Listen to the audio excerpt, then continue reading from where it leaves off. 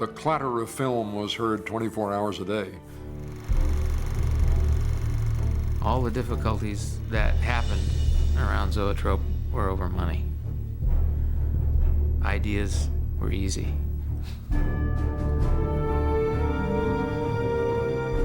With THX 1138 finished, Francis Coppola flew to Los Angeles to present American Zoetrope's completed screenplays and their first feature film to the executives at Warner Brothers. He prepared for the event with characteristic flair. Of course, the story is that we worked on all these scripts. There was, like, I don't know, 7 or 8 of them. And Warner's wanted 12 copies of each. And rightly or wrongly, Francis chose to put them all in one big, long wooden box. It was beautiful. It was silver, and it said American Zoetrope, and it had the little Zoetrope on top of it. Which to anyone who came and looked at it would say, gee, that looks like a coffin. So we went down.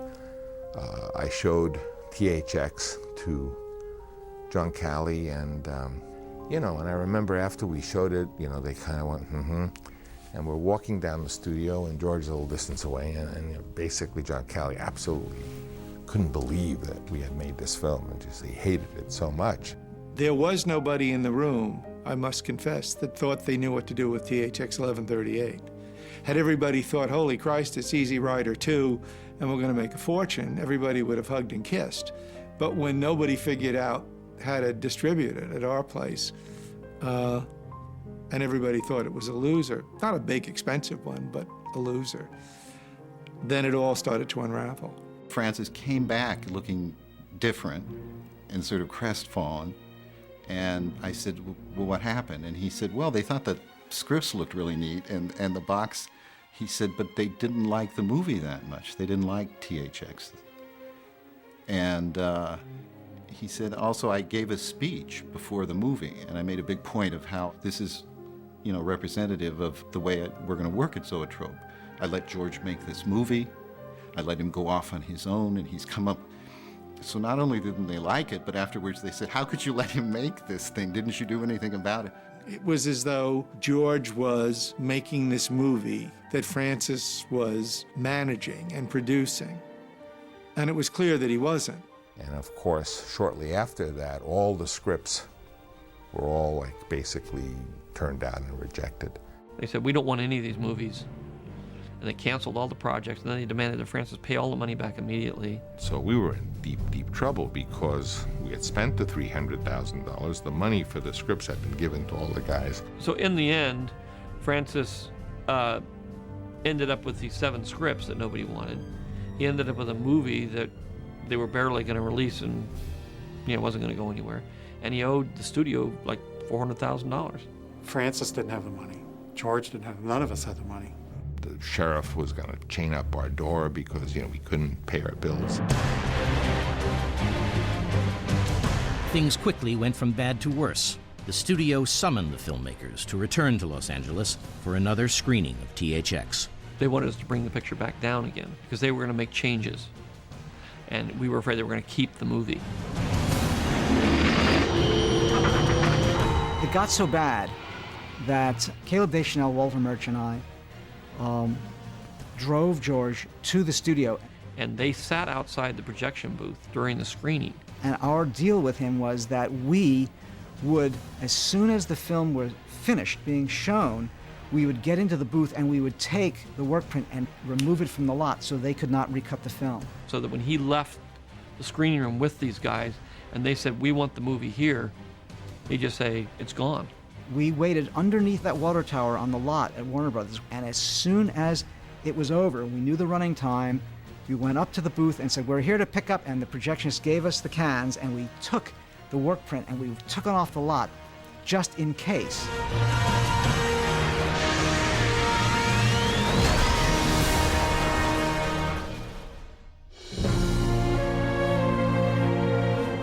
Though the Zoetrope deal was doomed, Coppola continued to fight for THX, serving as liaison between Lucas and the studio for as long as he could. Francis got so fed up of being the go-between, them giving him a list of notes, then him bringing them to me and me saying, forget it, I'm not doing any of this stuff, that he finally got it. So I was talking directly to the executive, and then we would sit in an office and yell at each other for a while, and then finally, even he gave up. Lucas's friends, who had joined the company imbued with the idealism of the times, looked on with astonishment as the studio took the film away. It was unbelievable to all of us. How is it possible that they would have the right to go and tell the filmmaker what to do? It was an injustice. And I did have a bunch of meetings with the executives where they wanted to, take the end of the movie with the people in the parking lot, the little freaks running around in the back of the parking lot, and put that at the head of the movie and do the whole thing as a flashback. They wanted to re-orchestrate the movie to get some of the bizarre things in the very first reel. What we need to do is do something like put the freaks up front. It became a touchstone, a little catchphrase of ours for some years after that, of putting the freaks up front. Finally, they cut about 5 minutes out of it. It didn't make any sense. My feeling was, why are you fooling around with this? It's not gonna change it. It's a zebra. No matter what you do, it's still gonna be a zebra. There was no point for them to do it other than to exercise some power and say, we can screw around with your movie, so we're going to. We don't understand it. We don't want to understand it. But we know that if we cut 5 minutes out of it, it'll make it shorter. And we fought it, and they did it, and I was angry about it. I remember George's analogy about this, and it's still so vivid in my mind, because part of me believes this. He said that it's as if they took your little 4-year-old daughter, and they say, we know how to make her better, and they cut off only one finger, and they give her back to you, and now she's fine. She has 9 out of 10. I mean, come on. 9 fingers out of 10 is not that bad. What's your problem? It happened again to him on American Graffiti. Those are formative experiences that don't go away. When, your first 2 films, the studio takes them and forcibly makes you recut them. It was kind of confirmation for all of George's feelings about Hollywood, which is that they didn't want to let him make his movie.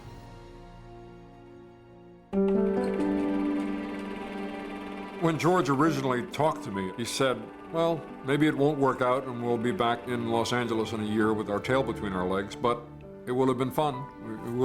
Something would have happened. As Lucas struggled with the studio over THX, the filmmaking utopia Francis Coppola had created began to crumble. When you realize that that's it, and you're basically out on the street and there's no more money, that's pretty desperate. I mean, it wasn't the end of Zoetrope, because obviously Zoetrope is still going very strong today, but it definitely was the end of that particular part of Zoetrope, and it all but shut down. It's basically, the death of a dream and of a collective dream. We were all saddened because we had this dream that Zoetrope would go on and be this alternative to Hollywood, that we'd be able to make offbeat movies, and that all sort of got dashed to the rocks. How real the whole thing was and where it was all going to go is a matter of conjecture. All the projects got canceled, so Matt and Hal and everybody else went off to try to do other projects. Everybody scattered to the wind at that point. We all piled into my Volkswagen van and started out across the country, turn on the radio, Bob Dylan singing, like a rolling stone, and I'm going, well, it was an interesting trip, Even after Black Thursday, when things looked really black, the feeling was, well, something will happen. We'll get out of it somehow. The something that happened was a phone call to Francis Coppola from Paramount Pictures. As I was recutting THX and we were working on it, that he had gotten offered The Godfather. Which, in retrospect, strangely, was a film that they were finding it very difficult to find directors for. Many well-known directors had turned the script down because they thought it was too coarse and too pulpy. I mean, I didn't want to do it. I read the book. I thought it was going to be some intellectual Italian thing. It was this kind of schlocky Irving Wallace novel. And it was George Lucas. He says, Francis, he says, you have to do this. He says, we need the money. We're going out of business. Warner Brothers has abandoned us. And I think George rightly saw his own future also. He says, you have to do this. The Godfather saved him. Any other thing he did, he would have gone down. But he made the most successful film ever made. He just barely got out of the pit. Though The Godfather would become an international success, THX 1138 was not so lucky. Upon release on March 11, 1971, it quickly disappeared. Opinions differ as to whether this was due to the nature of the film itself or the lack of studio support. Brian De Palma and myself went to a theater on Hollywood Boulevard the night when it was playing, and sat there, watched the whole picture, and at the end of it, looked at each other and said, Brian looked at me and said, "Not bad." I said, "Yeah, pretty good." Let's face it, it's a fascinating film. It's beautifully made, greatly realized, but it's a bummer. He escapes at the end, but it's not a feel-good movie, you know. I mean, it was very ambitious intellectually, and it was executed wonderfully technically. It was just inaccessible to our guys. So, unfortunately, it was doomed. I think that the failure of THX was how it was distributed. The people that were there at the time just threw up their hands, didn't know what to do about it. John Calley, as soon as it came out, saw it. He said he just kind of forgot that it ever happened. You know, it was like, what movie? With THX behind him, Lucas surveyed the wreckage of his young career. Luckily, he was not alone. I got paid like, $25,000 for 2 years' work. So I had very little money. And, at that point, didn't have much of a future. I was editing this film, and I was having a very difficult time. And I remember there's the old editing rooms at Warner Brothers, little bungalows, and there's a little fountain between them. And I remember one day George sitting there, and Brian and myself sitting on the fountain, and just all shaking our heads. Brian had just done Get to Know Your Rabbit, but the film had been taken away from him at Warner Brothers. I was editing a documentary that I had no idea how we were going to pull it together. And George was dealing with THX 1138. But the three of us at one point found ourselves just sitting on the edge of that fountain like this, What's going to happen? You're going to lose THX 1138. You already lost Get to Know Your Rabbit. They took it over, and the actor took it over, and the studio didn't want it. And me, I'll be stuck editing footage of other people for years. And that was it. And from that point on, we sort of bonded that way. I really don't feel I've had a successful day, even to this day, when I don't wake up at 2 o'clock in the morning sweating that I pushed things too far one way or another. And I think that's all a product of all our experiences at SC and at the early days of Zoetrope. The filmmakers who got their start at American Zoetrope have gone on to help transform the film industry. For many, the company provided an invaluable first break. Still, some look back at what might have been. I'm just sorry that it never really reached its potential.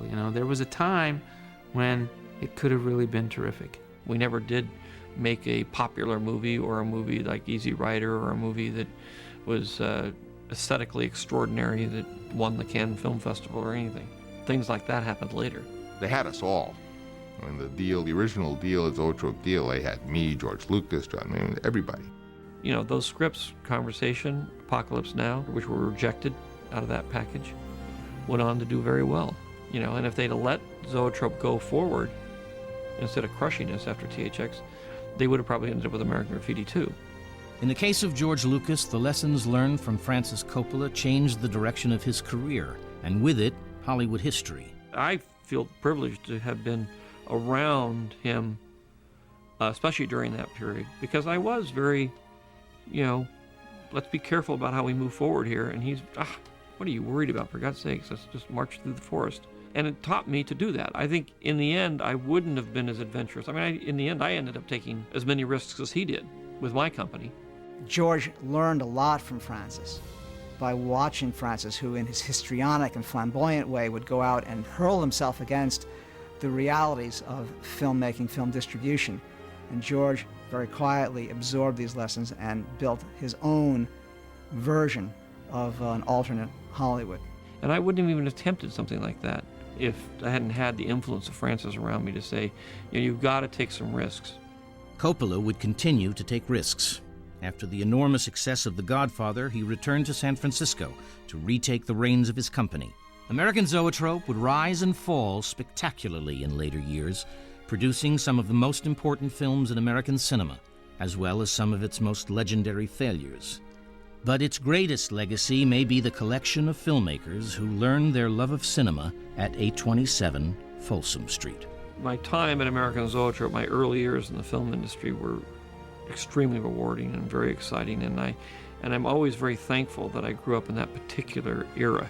Probably Zoetrope, in terms of its legacy, is more the people and you know, who came out of there, and more the laboratory that it became for that kind of filmmaking that I think probably, as much as anything, influenced modern films and modern filmmaking. We were all together in it, you know, we were friends.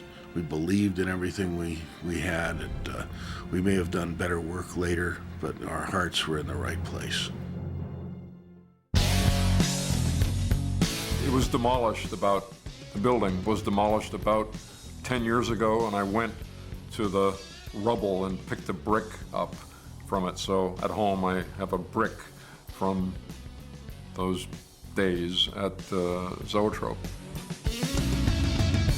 There were a bunch of girls writers that were over on the other side of this building, and there was this garden in between, and around 3, 4 o'clock they would open their windows and call like sirens over to us, and we'd open our windows and yell back at them, and they would sort of lay around in their loose hippie dresses, you know, half naked and smoking dope and calling to us to come over, you know. And we'd say, no, we got deadlines. We got to, and of course, we'd all go over there. The guys who make the decisions in the movie business, they don't know anything about movies. They don't want to know anything about movies. You know, they know about marketing. They know about advertising. They know about the business end of things. I tell you, there are a lot of them that don't even read. The motivations changed in the 80s and 90s, where people would go to film school and it became necessary to make a film that would become a calling card to get a job. Whereas with no prospects to work in Hollywood, you made the films you wanted to make. And those were films that you cared about, and you felt you're telling stories that you thought were important. And so I think a lot of the films that came out of that era may have been better, although I'd hate to look back and find out that wasn't true. If you walked past the film school in those days, somebody would sort of come out and say, you want to be a film major? Now, of course, it's the hardest school to get into in the universe. I mean, it's almost impossible to get into SC Film School. I remember speaking at to young film students and so forth, and their questions are, I'm only getting $500,000 on my script. Do you think my agent is screwing me? I think that independent filmmakers don't realize what the legacy of Zoetrope was, because Francis is not an independent filmmaker. Francis makes studio movies. George makes studio movies, although both George and Francis have retained their independence from Hollywood, from the studios. But in fact, their movies are distributed by the big movie companies, and they're considered Hollywood movies, even though they're kind of not. We were obligatory to visit if you were a filmmaker. They asked if Nick Gray could, who sort of down-and-out film director, could spend one night. He had nowhere to sleep at Zoetrope. And we said, yeah, and then he stayed for a month sleeping under the editing machine. Francis had said after THX, he said, look, why don't you do something more conventional next time? Why don't you do something funny? Don't do anything with robots in it. And that was really where American Graffiti came from. And I've been working on a project about cruising, but it was a little bit of a challenge from Francis. I used to have visitors from Europe. For a while I was on a State Department list for visiting filmmakers to come visit. And several of them from Italy or France or whatever, where they would come in and they'd say, well, where is the coffee shop? And I'd say, what do you mean, the coffee shop? They said, the coffee shop where all the filmmakers meet. And I said, I don't think there is a coffee shop. That the film did not succeed commercially, I think, was a big shock and disappointment to George. And he made a conscious decision not to pursue quote-unquote difficult subject matter, at least for a while. But he's still a young man, and anything can happen.